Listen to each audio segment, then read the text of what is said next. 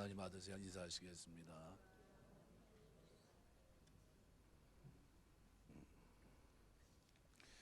해마다 성탄이 다가오면 세상 사람들은 파티를 생각합니다. 뭐하고 놀지, 뭐하고 재미있게 놀까, 즐거운 일이 뭐 없을까 생각합니다. 이때가 되면 예수 믿는 사람들은 특별히 경배, 예배, 절한다는 이 표현을 통해서 세 가지를 생각해야 됩니다. 하나는 나는 거듭났나, 그분이 나의 왕이신가 라는 거죠. 그리고 또 하나는 우리가 하나님 백성으로 살아가는 동안 가장 잘해야 될 것이 뭡니까? 경배입니다.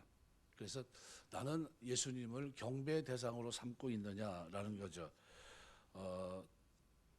그래서 메이첸 박사는 기독교나 자유주의냐라고 하는 책에서 이렇게 얘기합니다. 자유주의자들은 예수를 신앙의 모범으로 보지만 개혁주의자들은 예수 그리스도를 신앙의 대상, 경배 대상으로 본다.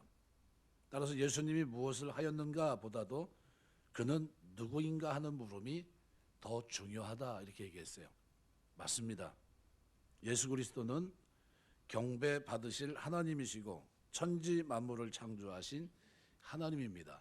그래서 경배하다라고 하는 헬라 프로스큐네오라는 단어가 신약에서 거의 59번 쓰였습니다.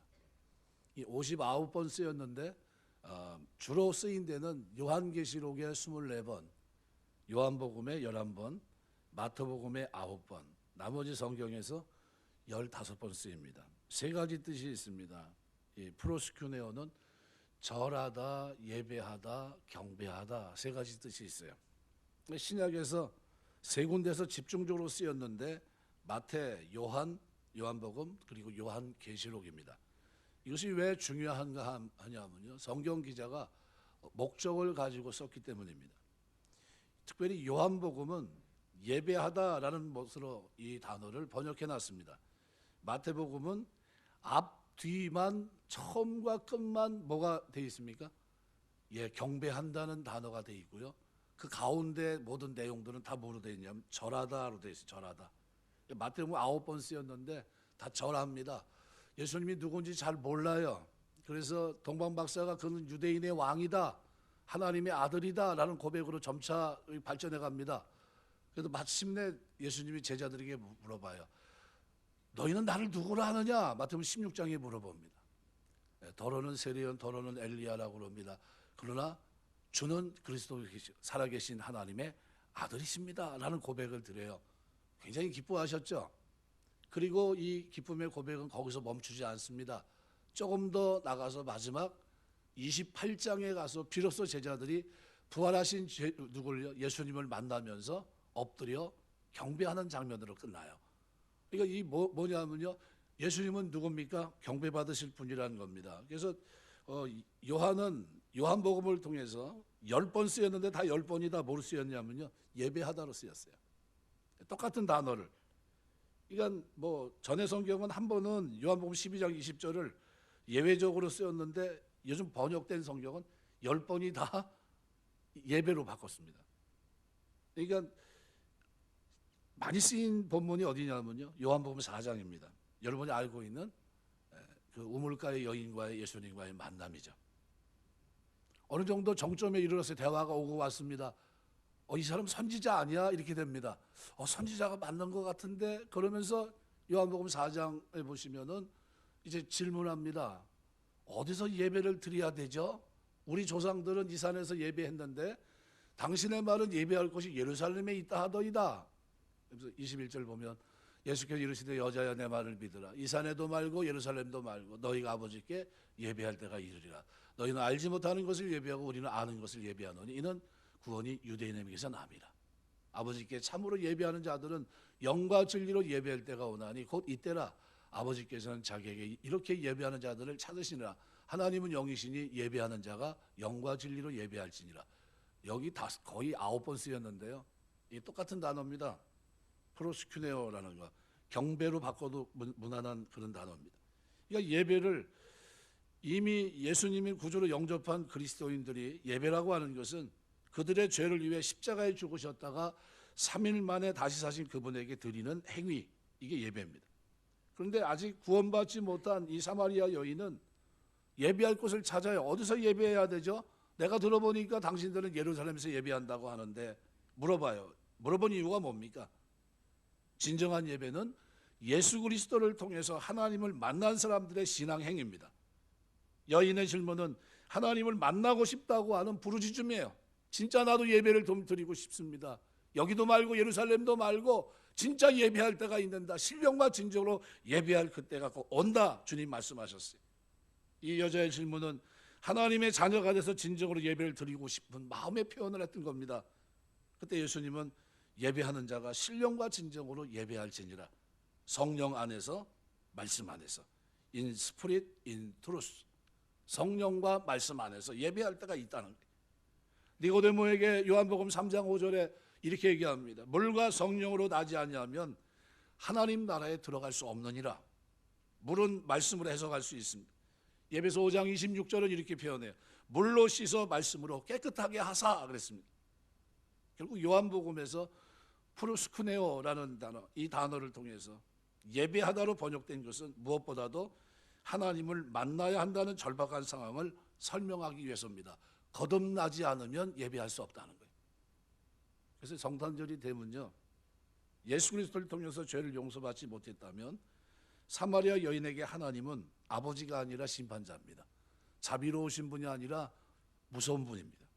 그런데 이 여인은 예수 그리스도를 메시아로 받아들이는 순간이 있었기 때문에 하나님 아버지에 대해서 끊임없는 예배를 드릴 수 있는 관계를 비로소 세워지게 된 겁니다. 기뻐 뛰었어요. 내가 드디어 신령과 진정으로 예배할 그 대상을 찾았다는 거예요. 그분께 예배할 수 있게 됐다는 겁니다. 성탄절이 되면요, 뭘 확인해야 되면 나는 거듭났나? 나는 예배자로 살고 있는가? 어떤 상황에서 여러분 예배자로 살게 되시길 주의 이름으로 축원합니다. 뭐 우리 아는 대로 요즘 금요 철야 기도 때도 사무엘에 대해서 쭉 잠깐 설명했는데, 지금 전쟁이 지금 미스바에 나와서 지금 뭐 하고 있습니까? 회개 기도하고 금식하고 있어요. 근데 블레셋이 쳐들어왔어요. 방법이 없습니다. 뭐 합니까? 번제를 드리고, 번제. 어떤 번제요? 온전한 번제. 무슨 얘기입니까? 신령과 진정으로 드리는 예배를 드리고 있는 겁니다. 하나님의 사람이 드려야 될 가장 아름다운 예배를 드렸다는 거예요. 구약으로, 신약으로 보면 예배를 드리고 난 후에 뭐 합니까? 부르짖어 하나님 앞에 간구합니다. 그랬더니 전쟁을 금식하다 말고 중단에 저기 하고 다시 나갔습니까? 그게 아니라 하나님이 천재지변을 통해서 그들을 어떻게 해요? 쫓아내버리십니다. 그리고 사는 날 동안 하나님이 어떻게 해요? 회개하고 돌아온 그들을 받으시고 기쁘게 그 번제를 받으시고 어떻게 합니까? 축복하세요. 그러니까 신앙생활은요, 뭘 잘해야 되냐면요, 예배생활을 잘해야 돼요. 성탄절이 되면 내 예배생활이 괜찮았는지 한번 돌아보셔야 돼요.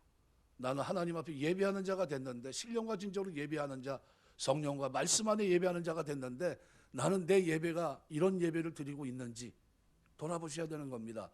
뭐 기뻐 뛰는 날이 아니라 오늘은 뭐 과자가 많네 이런 날이 아닙니다. 성탄절은 이날은 하나님 앞에 나는 거듭났는가, 나는 내가 드리는 예배가 하나님 받으시는 예배를 드리고 있는 사람인가, 이걸 돌아보셔야 돼요. 두 번째는 절하다는 거예요. 마태는 똑같은 단어를 대부분 앞 뒤만 빼고 처음과 끝만 놔두고 뭐만 하고 있습니까? 절하다로 표현하고 있어요. 그러니까 마태복음에 기록된 정황 때문입니다. 마태는 예수 그리스도를 뭐로 소개합니까? 유대인의 왕으로 소개합니다. 그래서 유대인의 왕으로 오신 그분을 소개하는데, 유대인들이 그분을 메시아로 인정하지 않았고 예수 그리스도를 이방인의 손에 넘겨 십자가 처형을 받게 했지만 그분은 여전히 유대인의 왕입니다. 그래서 성경을 가만히 보시면 예수님이 십자가에 달렸는 그 위에도 뭐라고 써 있습니까? 유대인의 왕이라고 써 있어요. 라틴어로, 그죠? 그 당시 아람어로 유대인의 왕으로 그냥 써 있어요. 그리고 전혀 알지 못했던 백부장이 뭐라고 합니까? 그는 실로 하나님의 아들이었도다, 이렇게 얘기해요. 그가 유대인의 왕이었다는 거예요. 하나님의 아들이었다는 겁니다. 그거를 고백합니다. 이방인의 섬겨 십자가의 죽음을 당하셨지만 그분은 여전히 유대인 왕이셨습니다. 그 당시 헬라 사람들은 왕 앞에 나올 때 지금 우리 같은 대통령이 아닙니다. 두 손을 펴고 땅에 엎드려 그 왕 앞에 입을 맞췄어요. 왕이 호를 내밀지 않고 부르지 않았는데 나가면 왕비도 어떻게 됩니까? 죽음을 면치 못하는 겁니다. 이 유대인들은 입을 맞추지 않았어도 그 왕 앞에 나가 무릎을 꿇고 절합니다. 그래서 지금 마태는 계속해서 중간중간 뭐 하고 있습니까? 절하는 장면이 계속 나와요. 절하여 절하여. 그 당시 그런 관습을 옆에 두고 사람들이 예수님 앞에 나올 때 절했다라고 묘사합니다. 똑같은 단어예요. 유대인의 왕으로 소개하기 위해서였죠. 예수 그리스도가 왕으로 소개된 것은 그분이 유다 베들레헴에 태어났을 때부터입니다. 동방 박사들이 찾아와요. 예루살렘에서 유대인의 왕을 찾습니다. 별을 통해 유대인의 왕이 태어났다는 사실을 알립니다. 그들이 왕을 찾은 것은 탄생을 축하하지만 목적은 뭡니까? 경배드리기 위함이에요. 황금, 유황, 모략을 가지고 왔습니다. 동방 박사들의 고백은 그분의 왕 되심을 선언한 행위였고요. 이 행위를 기점으로 마태는 어떻게 해요?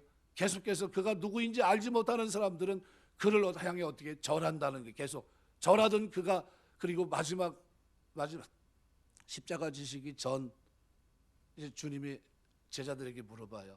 너희는 나를 누구라 하느냐? 이렇게 물어봅니다. 저는 그리스도시여 살아계신 하나님의 아들입니다. 베드로만 대답합니다. 나머지는 잘 몰라요. 그랬더니 그분을 나중에는 뭐 합니까? 엎드려 절하면서 어떻게 바다도 순종하지, 어떻게 바다 위를 걸어가지, 어떻게 죽은 자도 살려내시지, 이런 기적들을 그들이 경험하면서 그가 도대체 누구냐라는 질문을 계속 던집니다. 계속 던졌던 질문의 맨 끝에 가서 그분은 부활하신 주님을 만나면서 경배하는 모습으로 마태는 끝납니다. 28장 말씀해 보시면, 부활 아침에 28장 9절에 보시면 크신 왕으로 소개합니다. 자연도 지배하시고 사람의 생사를 관장하시고 파도도 잠잠케 하시고 바다 위를 걸어가시고. 제자들은 그런 모습을 보면서 그분 앞에 무서워 절합니다. 마태는 이 유대인의 왕 예수 그리스도가 크신 하나님, 영원하신 분이지만 동시에 당신의 능력을 필요로 하는 불쌍한 사람들을 사랑하시고 친히 돌보시는 긍휼과 자비가 많으신 왕으로 이분을 소개합니다. 그분을 필요로 하는 사람들은 복잡한 절차 없이 곧바로 다가갈 수 있는 왕으로 그분을 소개하고 있는 겁니다. 가만히 생각해 보세요. 유대 공동체 속에서 문둥병이 걸린 사람은요, 격리입니다. 그 공동체로부터 격리시켜서 외딴, 그죠, 동굴이나 그런 곳에 격리 생활을 하게 돼요. 근데 중풍병자가 감히 어떻게 유대인의 왕이신 예수님께 나와 그죠 요청할 수 있겠습니까? 인간적으로 보면 불가능한 일입니다. 그런데 성경은 이 부분을 다루고 있어요. 마태복음 8장 3절에 보시면 예수께서 손을 내밀어 그에게 이르시되 내가 원하노니 깨끗함을 받으라 하시니 즉시 나병을 거쳤다, 이렇게 되어 있는데요. 그런데 8장에 보시면요, 마태복음 8장 2절에 이렇게 나옵니다. 한 나병 환자가 나와 절하며 이르되, 이렇게 돼요. 절한다. 무슨 얘기입니까? 예배하다, 경배하다 똑같은 단어예요. 근데 마태는 이때까지만 해도 그가 누군지 알지 못했다는 거예요. 누가 문둥병자조차도 그분이 유대인의 왕으로 오신 그분이 왕인지 알지 못했다는 거예요. 나와 절해서 뭐라고 고백합니까? 주여 원하시면, 주여라는 고백을 드립니다. 주여, 주님으로 고백을 합니다. 깨끗함을 받게 하실 수 있나이다, 이렇게 고백을 했고, 예수님은 손을 내밀어 그에게 대심에 이르시되 내가 원하노니 깨끗함을 받으라 하시니 즉시 나병이 깨끗해집니다. 뭐 때문에 그랬을까요? 그분이 누구인지를 알고 나가서 부른 겁니다. 주여라는 고백이에요. 주여, 당신은 나의 주님입니다 라는 고백이죠. 이 고백을 드린 겁니다.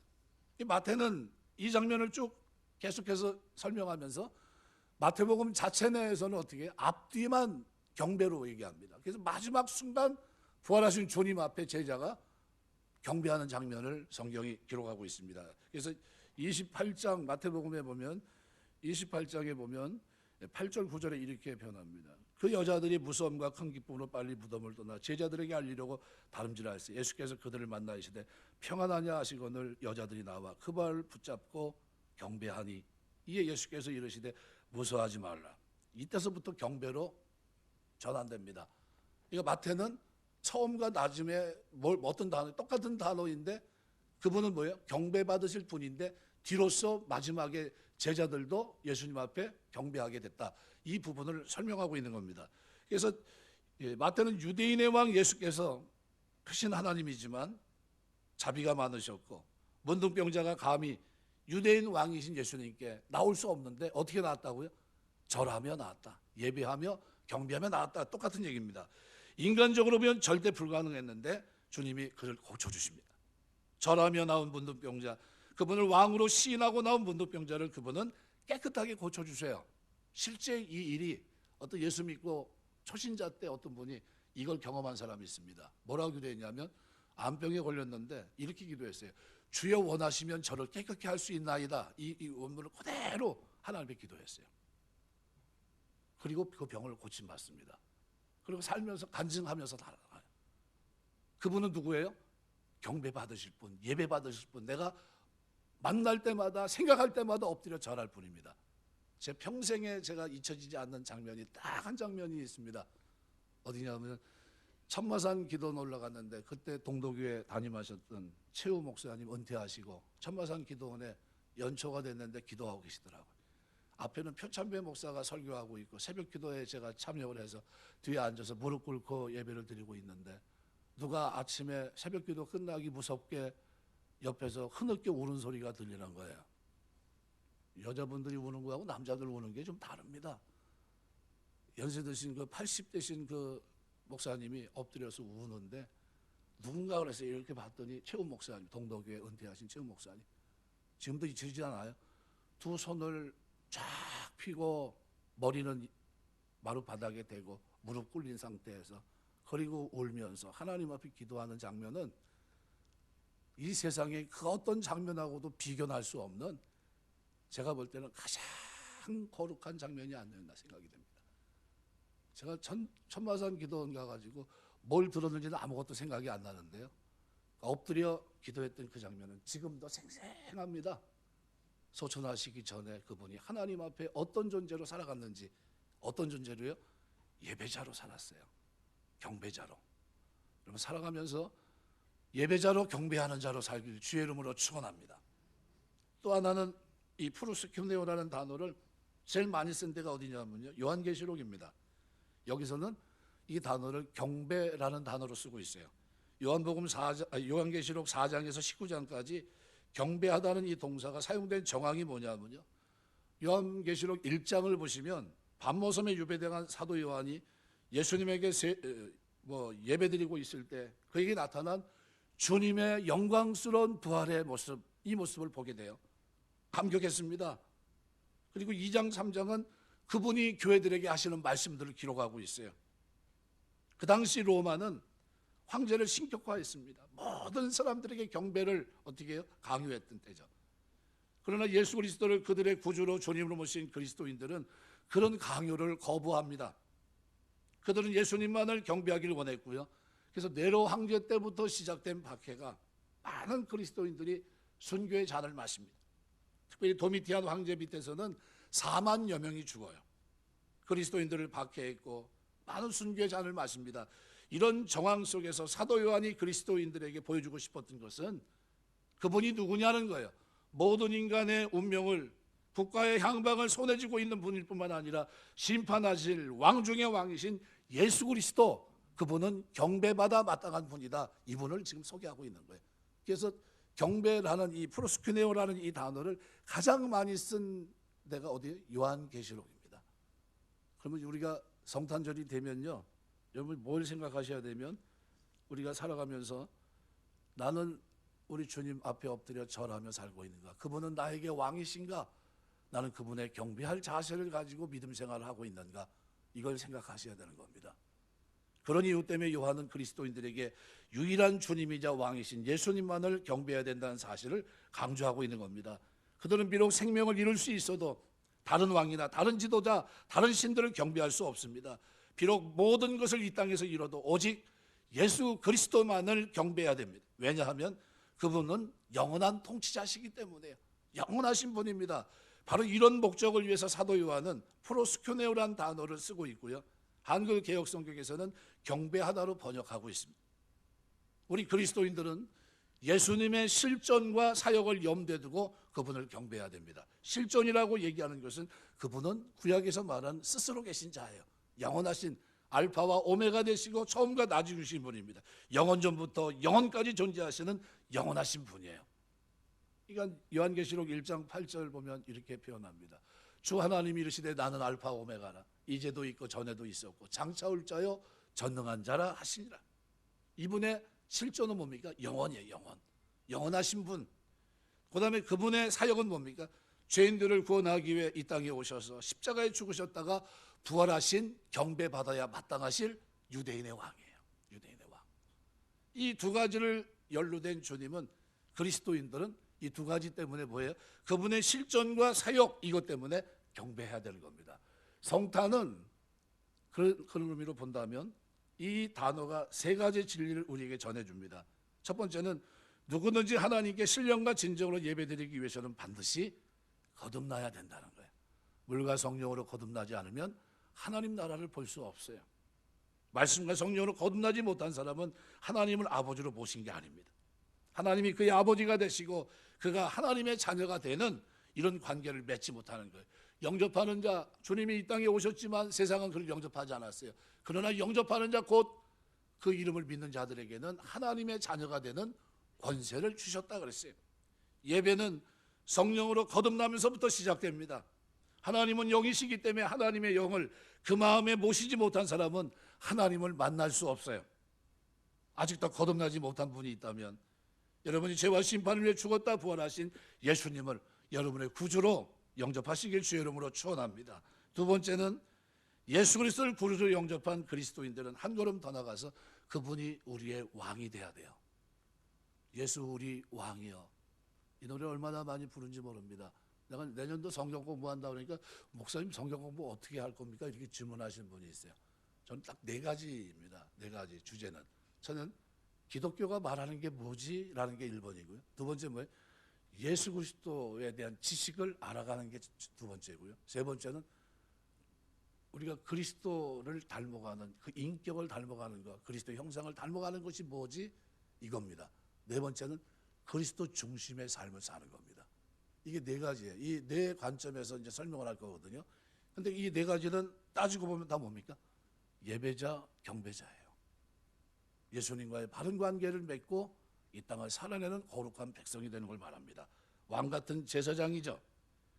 하나님이 우리를 그렇게 부르셨어요. 예수님은 단지 그냥 이 땅에 오셨다 십자가 지시고 그냥 가신 분이 아니라 그분은 경배받을 우리의 영원한 왕이십니다. 예수님 당시의 왕은요 모든 권한을 갖고 있어요. 생사여탈권뿐만 아니라 모든 권한. 사람들은 왕의 명령에 절대 굴복했습니다. 그리스도인들이 예수님을 왕으로 모신다고 하는 것은 그분의 명령에 이제는 무조건 순종한다는 거예요. 예배, 기도, 성경 읽기, 전도, 봉사, 선교 다양한 그분의 명령에 그분의 뜻을 붙잡고 굴복하면 그분은 그렇게 굴복하는 사람들에게 성령 충만을 허락하십니다. 그렇게 될 때 그리스도인들은 이 땅에서 능력 있는 삶을 살아가요. 그래서 여러분에게 예수님이 왕이시길 주의 이름으로 축원합니다. 자신이 왕인 사람이 있어요. 예수님 말씀보다도 하나님 말씀보다도 자기 결정을 그 위에다 두고 사는 사람들이 있어요. 하나님도 이해하실 거야 이렇게 얘기합니다. 이렇게 얼굴 한번 쳐다봅니다. 이해 못할 것 같은데 나는 그렇게 얘기해요. 이해 못할 거라고. 그런데 자기는 이해할 거래요. 그리고 와서 회개하면 참 좋겠는데 회개도 안 하는 것 같아. 절대 이해 못합니다. 하나님 이해 못하세요. 내가 저를 위해 십자가 지시고 피로 값주고 샀는데 내가 반드시 경배받을 대상인데 내가 근데 그 경배받을 그분이 내가 거듭나지도 않았고 그분이 나의 왕도 되지 않았다고 한다면 내 뜻대로 내 방법대로 내 소견대로 산다면 아직도 뭡니까? 하나님과 관계가 없는 거예요. 세 번째는 예수 그리스도를 경배해야 됩니다. 경배한다는 말은 그분 앞에 예배한다는 뜻이 포함되어 있습니다. 그리스도인들은 어떤 경우를 막론하고 그분을 예배해야 돼요. 우리 금요 철야 기도 때 말씀드린 대로 전쟁이 난 위급한 상황인데 뭐 하고 있습니까? 사무엘이 온전한 번제를 드리고 있어요. 신약으로 말하면 신령과 진정으로 드리는 예배, 하나님 받으시는 예배를 멋있게 드리고 있어요. 솔로몬으로 말하면 1,000번제를 드리고 있는 겁니다. 그게 번제, 온전한 번제. 하나님 앞에 이런 예배를 드리시길 주의 이름으로 축원합니다. 예배 한번 멋있게 드리면요, 하나님이 그 마음의 소원을 이루어주십니다. 마음의 소원을. 경배한다는 말은 찬송한다는 뜻도 포함되어 있습니다. 그런 이유로 그리스도인들은 모일정보다 주님을 찬양합니다. 새 노래로 주님을 찬양해요. 은혜를 경험한 노래죠. 나만 아는 노래, 남들이 알지 못하는 나에게 은혜를 베푸신 하나님의 은혜입니다. 입술로 마음으로 영으로 찬양하며 그분을 예배합니다. 또 경배한다는 말은 기도하는 자세의 뜻도 포함되어 있습니다. 주님만을 경배하는 행위는 그분 앞에 무릎 꿇고 올리는 기도로 표출될 수 있습니다. 그때 무엇을 달라는 기도가 아니라 그분의 실존에 대해 감사하면서, 그리고 그분이 그리스도를 위해 이루신, 그리스도인들을 위해 이루신 하나님의 사역, 그 은혜를 찬양하면서 기도할 수 있어요. 이게 경배입니다. 이 자세, 실존과 우리가 살아가면서 그분의 사역을 생각하면서 경배할 때 진정한 경배 행위가 되는 겁니다. 이걸 놓치면 안 돼요. 그래서 성탄절은요, 성탄절 우리가 해마다 이렇게 돌아오고 이렇게 되는데, 그때는 뭘 생각하셔야 됩니까? 나는 거듭난 백성이다는 거예요. 피로 값주고 산 하나님의 백성이다. 이제는 어떻게 해요? 물러설 수 없고 타협할 수 없고 세상 가운데 거룩한 백성으로 살고 있는 하늘의 소망을 가진 사람이 됐다는 거예요. 이미 사망의 생명으로 옮겨진 자가 됐다는 겁니다. 이걸 확인해야 돼요. 두 번째는 뭡니까? 하나님 앞에 그분은 나의 왕이시라는 거예요. 주님, 저는 주님만 예배합니다. 어떤 상황에서도 어떤 일이 일어난다 할지라도 저는 예배자로 있습니다 라는 거예요. 내 삶은 그리스도의 향기를 바라며 그리스도의 덕을 이 땅에 증거하면서 살아가는 그런 삶이 될 겁니다. 삶으로 드리는 예배, 그죠? 우리가 드리는 이 예배를 어떻게 해요? 자기 삶에서 일어나는 겁니다. 또 하나는 뭐예요? 진짜 하나님 앞에 경배하는 겁니다. 경배. 주님은 나의 영원한 경배예요. 그래서 구약에 보면 다니엘서에 보면 사드락, 메삭, 아벳느고가 뭐 하고 있습니까? 왕의 신성 앞에 절하지 않습니다. 왕이요, 우리가 신성 앞에 절하지 않을 겁니다. 하나님이 우리를 건져내시겠지만 혹시 건져내지 않는다 할지라도 왕이요, 우리는 우상 앞에 절하지 않습니다. 오직 뭐만 하나님만 경외합니다. 경배합니다. 근데 하나님만 경배하겠다고 했던 그들을 하나님 어떻게 하십니까? 붙드세요. 그리고 지켜주십니다. 우리가 이 땅을 살아가면서 이 세 가지 이 경배 자세를 잊지 않았으면 좋겠어요. 그래서 우리 개혁주의자들은 예수 그리스도는 경배받으실 하나님이고 천지만물을 창조하신 영원하신 하나님이라는 사실을 인식합니다. 그리고 오늘 본문을 보시면 예수님의 탄생, 역사, 실존을 설명합니다. 이것이 가짜가 아니라는 거예요. 역사성을 띠고 있다는 겁니다. 세속 역사를 인도하는 건 누굽니까? 하나님이세요. 그런데 이 일을 세상의 그 당시의 주관자 아우구스트를 통해서, 가이오스 옥타비우스죠, 초대 황제, 그는 로마 영토를 페르시아에서 영국까지, 로마의 원로는 옥타비우스, 아구스투스, 그러니까 위대하고 고귀하고 지극히 숭배받는 자라는 칭호를 붙인 사람이죠. 소리아 총독 관할에 있던 유다 백성에게 호적을 명한 것은 세금의 원활한 징수와 식민지 질서 확립을 위한 목적입니다. 요셉 마리아도 여러분 호적하러 베들레헴으로 가야 됐습니다. 호적하러 가는 게 무슨 얘기입니까? 이게 지금 잉태했는데 호적하고 간다는 게 말이 됩니까? 이게 웬만해서 여행 안 하거든요. 그런데 여행을 한 겁니다. 그러니까 베들레헴은 유다 지파의 본산인데 아구스토의 이 명령 배후에는 누가 계십니까? 바로 예수, 하나님이 계시죠. 그리스도를 베들레헴에 탄생시키려는 하나님의 섭리가 움직이고 있었습니다. 미가서 5장 2절 보시면 이렇게 표현해요. 베들레헴 에브라다에 너는 유다족 속 중에 작을지라도 이스라엘 다스릴 자가 내게서 내게로 나올 것이라. 그의 근본은 상고의 영원에 있느니라. 이렇게 얘기합니다. 이 예언을 하나님은 누굴 통해서요? 그 당시의 황제 아구스토를 통해서 이루신 겁니다. 이런 일들은 역사 속에 계속됩니다. 역대하 36장 11, 20절 보면 하나님은 이스라엘이 타락하자 바벨론 느부갓네살 왕으로 하여금 그들을 포로로 잡아가게 하셨고 70년간 포로 생활을 하게 하셨고 회개하니까 페르시아 왕 고레스를 통해서 이스라엘을 재건하게 하십니다. 에스라 1장 1절에서 4절. 그러니까 아구스토가 로마 제국을 주관한 왕이라면 하나님은 온 만물과 온 세계를 통치하시는 왕 중의 왕이십니다. 자, 이 정도 되면 여러분 하나님을 경배할 만합니까? 안 합니까? 예수 그리스도를 여러분이 경배 대상으로 삼게 되시기를 주의 이름으로 축원합니다. 그래서 역사가 아놀드 토인비는 그런 얘기를 해요. 세상의 역사는 교회를 축으로 도는 바퀴다 그랬어요. 세상 역사가 있는데 세상 역사는 교회 하나님의 뜻을 말씀을 성취하는 하나의 도구에 불과하다는 겁니다. 세상의 모든 역사는 우연의 산물이 아니라 역사의 주가 되시는 하나님의 섭리의 산물이다 그랬어요. 살아가면서 하나님이 말씀을 성취하는 과정 속에 세상의 역사와 군주와 군왕들이 쓰임받고 있는 겁니다. 그뿐일 뿐이에요. 두 번째는 오늘 보면 4절 5절 기록한 대로 왜 예수님이 뭐 그냥 복잡하게 하지 말고 그냥 쉽게 오시면 될 텐데 꼭 다윗의 후손으로 오셨냐는 거죠. 4절 5절 요셉도 다윗의 집 족속이므로 갈리 나사렛 동네에서 유대를 향하여 베들레헴이라는 다윗의 동네로 약혼한 마리아와 함께 호적하러 올라갔다. 그러니까 요셉이 다윗의 후손인 것을 강조합니다. 정혼한 마리아와 함께 다윗의 동네인 베들레헴으로 올라갔습니다. 요셉이 다윗의 후손인 것을 강조한 것은 예수께서 성경대로 다윗의 자손으로 베들레헴에서 나셨음을 강조하기 위함입니다. 다윗 왕국을 회복할 자로 오셨다는 겁니다. 다윗 왕국은 586년 바벨론에 의해서 멸망당합니다.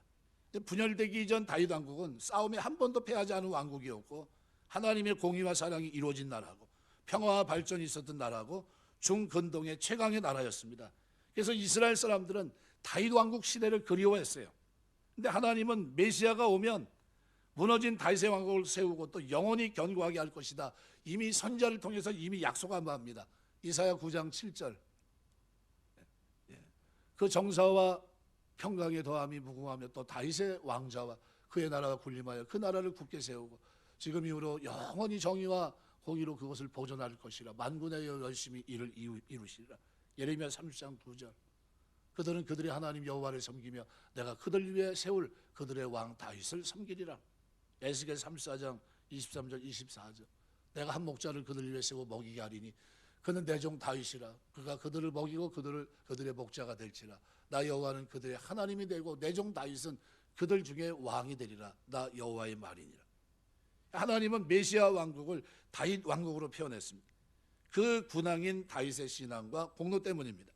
다윗은 사랑의 군왕이었고 용맹스러운 용사였고 공의롭게 나라를 다스렸고 하나님 앞에 온유 경건했고 겸손했으며 그리스도의 성품을 보여주는 모델이었습니다. 그래서 하나님은 다윗을 하나님 마음에 합한 자다 이렇게 얘기했던 거예요.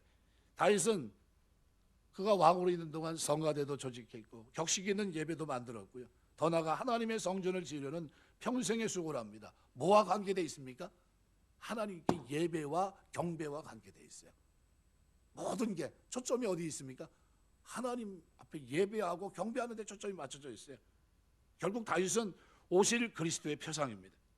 다윗의 자손 요셉 마리아가 베들레헴에 가서 그리스도를 낳는 일은 이제 다윗의 영원한 왕국이 재건될 것이라는 그런 의미였던 겁니다. 그리스도는 이제 무너진 다윗 왕국의 영광을 회복시킵니다. 사랑과 공의로 그 백성을 다스릴 겁니다. 예배도 회복시킬 겁니다. 영원한 다윗 왕국의 백성이라는 사실을 우리가 인지할 필요가 있어요. 다윗의 자손 그리스도께서 다스리는 이 나라를 이길 세력은 이제 존재하지 않습니다. 죄와 사망의 권세를 깨버리셨기 때문에 우리를 사랑하는 그리스도의 사랑에서 우리를 끊을 수 있는 환경이나 존재는 존재하지 않습니다. 로마서 8장 31절 39절. 놀라운 하나님의 은혜가 그 속에 담겨 있습니다. 계시록 22장 16절은 이렇게 표현합니다. 나 예수는 교회들을 위해 내 사자를 보내어 이것들을 너에게 증거하게 하였노라. 나는 다윗의 뿌리요 자손이니 곧 광명한 새벽별이라 하시더라. 에스겔 34장 23절 24절. 내가 한 목자를 그들에게 세워 먹이게 하리니 그는 내 종 다윗이라. 그가 그들을 먹이고 그들의 목자가 될지라. 나 여호와는 그들의 하나님이 되고 내 종 다윗은 그들 중에 왕이 되리라. 나 여호와의 말이니라.